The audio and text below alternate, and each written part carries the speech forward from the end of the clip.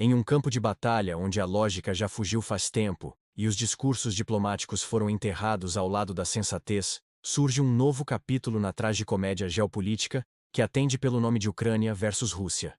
E, senhoras e senhores, preparem-se.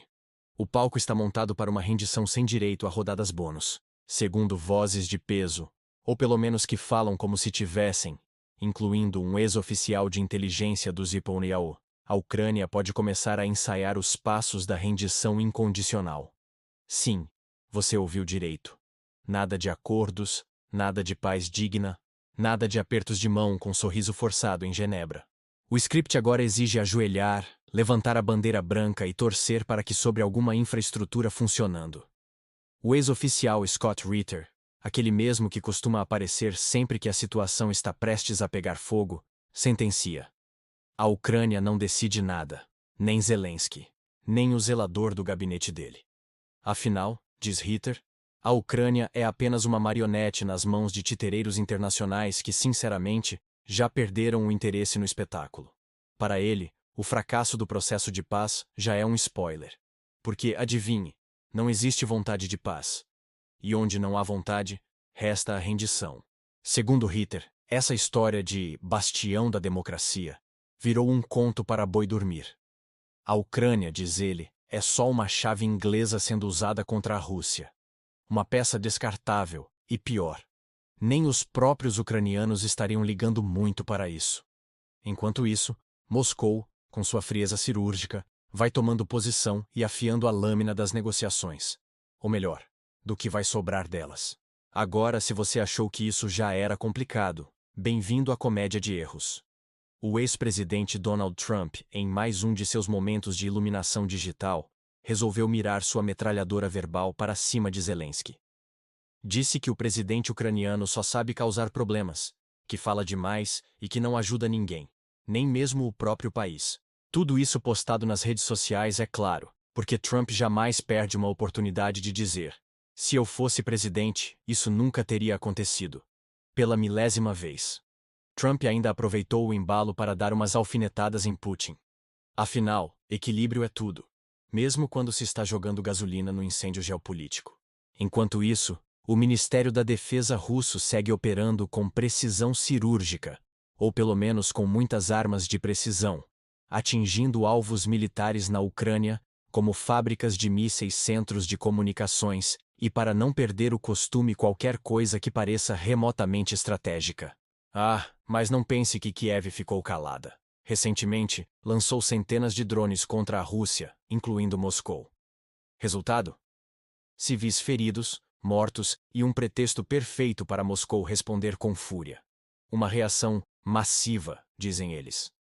Uma dança de mísseis, drones e declarações diplomáticas vazias, só que sem música e com muito fogo. Agora, Trump torce o nariz para tudo isso porque, veja bem, essas explosões não se encaixam na narrativa de "vou apagar o fogo". Mas sejamos francos, a Rússia não está nem aí para o que Trump pensa. Moscou dança sua própria música, com ou sem aplausos do Ocidente.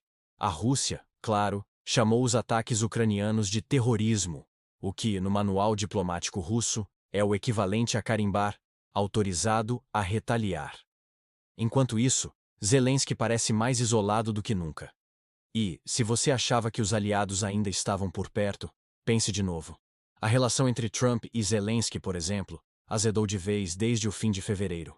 O ucraniano deixou os Estados Unidos mais cedo do que o esperado, cancelando acordos valiosos, como aquele sobre as cobiçadas terras raras. Um revés digno de novela mexicana. E de acordo com o Wall Street Journal, a tentativa de bajular Trump saiu pela culatra, de forma espetacular.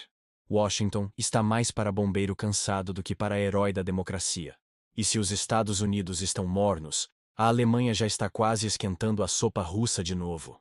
Michael Kretschmer, o vice-presidente da CDU, aquele mesmo que já prometeu nunca mais olhar para a Rússia, agora diz que o gasoduto Nord Stream pode ser uma ponte de volta para o Kremlin. Pois é, quando o bolso aperta e a energia sobe, até o vilão do filme vira parceiro comercial. Afinal, como dizem por aí, com dinheiro até urso dança. Kretschmer, que também é primeiro-ministro da Saxônia, defende que é hora de conversar. Precisamos saber o que Putin quer. O que ele espera da Alemanha, da Europa.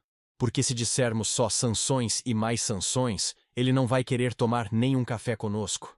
E ele tem um ponto. O que era impensável em 2022, hoje é uma ideia de negócio viável. Enquanto Bruxelas repete o mantra de apoio total à Ucrânia, nos bastidores, as conversas são outras. Negociações com a Rússia, reativação de gasodutos, reencontros discretos com diplomatas russos. Hipocrisia? Não. Apenas política europeia em seu estado mais puro. E como se a coisa já não estivesse boa o suficiente, a marinha alemã, aquela que deveria liderar a defesa europeia, enfrenta um fiasco bilionário. As fragatas F-126, que deveriam dar as caras em 2028, agora talvez apareçam só em 2030. E isso se o universo colaborar. A culpa? Uma mistura de burocracia, erros de cálculo e a velha dificuldade de encaixar tecnologia holandesa em estaleiros alemães. Resultado: um projeto de 9 bilhões de euros naufragando antes de sair do porto. E assim, a Alemanha se vê diante de um dilema. Continuar prometendo que será o grande cão de guarda da Europa. Ou aceitar que talvez precise da energia e da boa vontade de Moscou para não congelar economicamente. Enquanto isso, as críticas à Ucrânia se espalham como incêndio em palha seca. Trump, Alemanha, Scott Ritter. E falta falar de quem? Ah, sim. Da Hungria. Porque se tem um país que não perde uma chance de ser a ovelha negra da União Europeia, é ela. Mas isso é uma história para o próximo episódio. Na guerra da narrativa, até a verdade se esconde com medo de ser bombardeada.